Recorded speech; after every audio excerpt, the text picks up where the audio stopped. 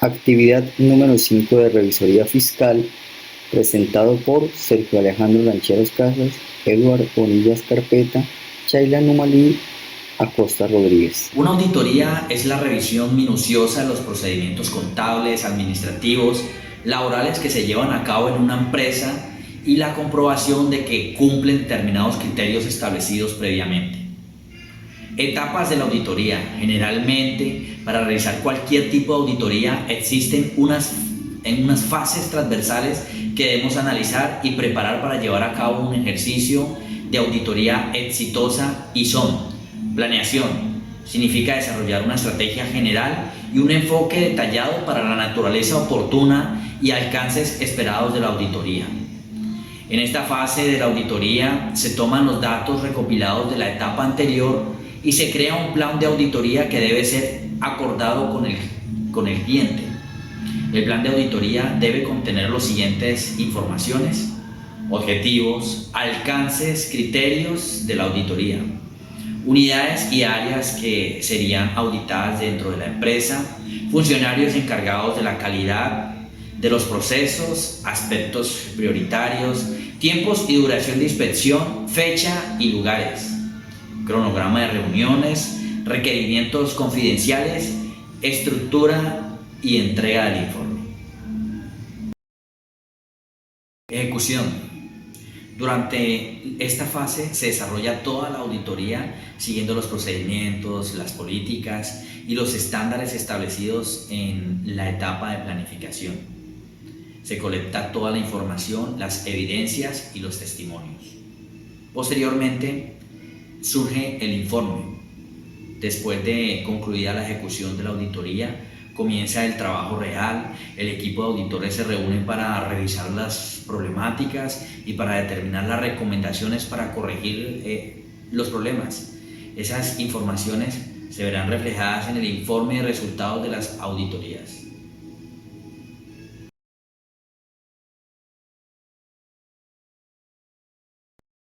Conocimiento del cliente, en este caso, es la persona o la organización que solicita la auditoría.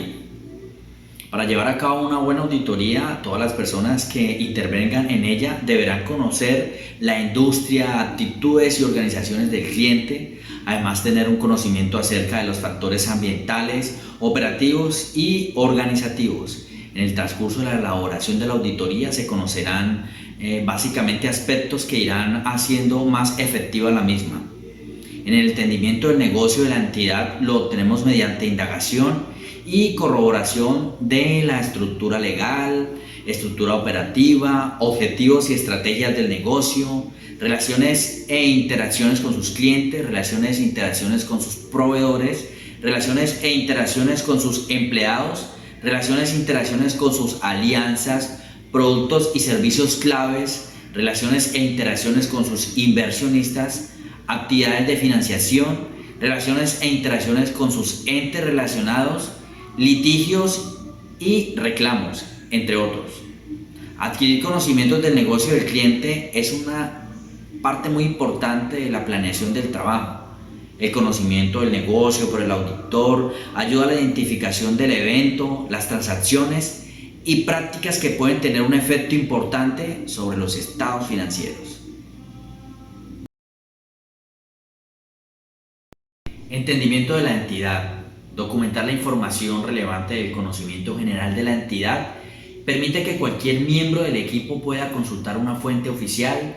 Dicho entendimiento de tal forma que se pueda enfocar en aquellos temas que no fueron revisados o consultados. El modelo de la documentación que debe ser adecuado a las características particulares de cada entidad.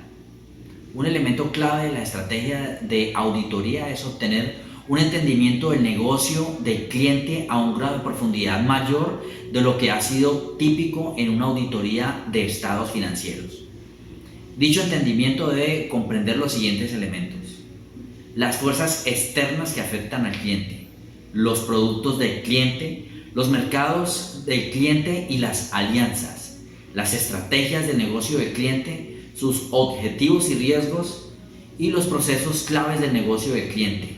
Este entendimiento nos permite evaluar nuestros hallazgos y los estados financieros basados en las actividades básicas del negocio, reconocer la efectividad del control interno, así como su alcance en el enfoque dado en la auditoría, obtener evidencia efectiva de auditoría, concentrado en el trabajo del auditor en los objetivos establecidos desde el comienzo y en lo que existe un riesgo mayor de que ocurran errores e irregularidades significativas.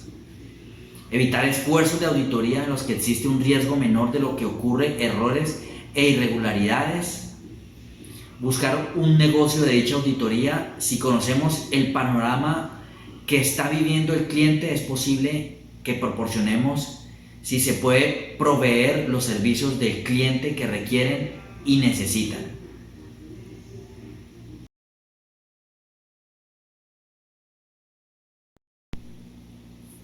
La propuesta de servicios.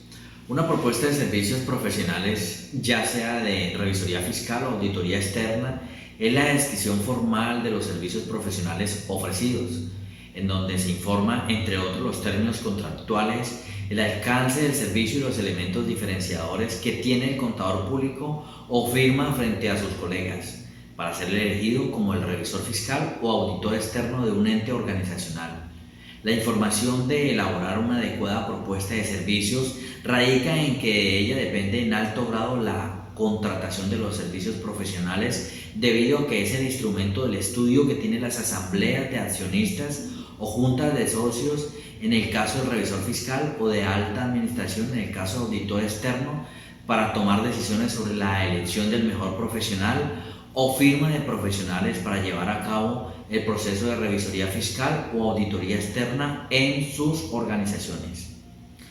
Los elementos básicos que deben conformar una propuesta de servicios profesionales de auditoría son: justificación, objetivos, alcance, enfoque y metodología, equipo de trabajo, experiencia en el sector, industria y negocio, productos entregables como honorarios, otras consideraciones.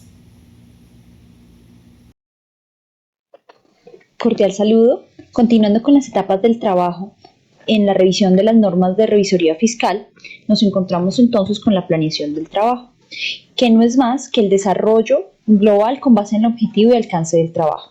Esto implica entonces el conocimiento adquirido del ente económico, determinando los ciclos transaccionales, los rubros que componen el estado financiero, los riesgos inherentes y los riesgos de control.